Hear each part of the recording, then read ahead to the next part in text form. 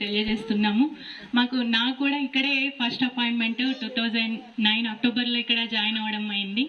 నాకు first of all journey అంటే నాకు అసలు పడేది కాదు. నేను 10th వరకు కూడా గవర్నమెంట్ స్కూలు, మాది కూడా ఒక చిన్న విలేజ్ ఎల్లారెడ్డిపల్లి, అక్కడ చదువుకున్నాను. తర్వాత ఇంటర్ మా మేనత్త వాళ్ళ ఇంట్లో ఉండి చదివాను. నాకు అసలు జర్నీ ఒక ½ an hour జర్నీ చేస్తేనే మొత్తం వామిటింగ్, హెడేక్ అట్లా వచ్చేది. నేను డిగ్రీ కూడా ఓపెన్ యూనివర్సిటీ చదివాను. తర్వాత బీఎడ్ కూడా కాకతీయలో వచ్చింది, నిజామాబాద్లో.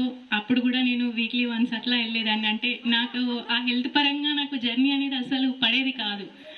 సో అలా నేను బీఎడ్ కూడా కంప్లీట్ చేసి డిఎస్సి రాసి జాబ్ వచ్చింది. ఫస్ట్ అపాయింట్మెంట్ ఇంత దూరం journey 2.5 hours Kamareddy to Nizam Sagar. So నాకు ఫస్ట్ అయితే నేను ఇంకా నిజాం సాగర్ కాదు, అప్పటికి నాకు మ్యారేజ్ అయ్యాక జాబ్ వచ్చింది. నేను ఫస్ట్ ఇక్కడ అక్టోబర్ నుంచి దోమకొండ నుండి వచ్చాను. మార్నింగ్ 6:30కి బయలుదేరేదాన్ని దోమకొండలో. ఇక్కడికి వచ్చి ఇప్పుడు నేను అదే కాన్ఫిడెన్స్లో జీవించినాను. నా ఒక బాబు సాఫ్ట్వేర్, ఒక బాబు గవర్నమెంట్ ఎంఈఓ అగ్రికల్చర్ ఆఫీసర్, మా పాప ఏమో అగ్రికల్చర్ ఎంఎస్సి. ఈ ముగ్గురు నేను మంచి జీవితాలు ఇచ్చినా లేదు ఆ దేవుడు దయ వల్ల. కానీ నేను ఒక సద్మార్గంలో పెట్టగలిగిన నాకు ఒక ఇది ఉన్నది, కాన్ఫిడెన్స్ ఉన్నది. తర్వాత ఎందుకు మన పెద్దల్ని ఎప్పటికీ గౌరవిస్తూ ఉంటే వాళ్ళు మనకి ఎప్పటికీ ఆశీర్వాదాలు ఇస్తూనే ఉంటారు. అయితే మా తల్లిదండ్రుల ఆశీర్వాదము, మా అత్తమామల ఆశీర్వాదము నాకు చాలా ఉండేది. ఆశీర్వాదం వల్లనే నేను ఈ జీవితము నడపగలుగుతున్నాను. అయితే మీరు కూడా మీ అందరికీ పేరెంట్స్ ఉంటారా? ఈ సమాజంలో ఓల్డేజ్ హౌస్లు ఎక్కువ పెరిగిపోయినాయి. ఎందుకు?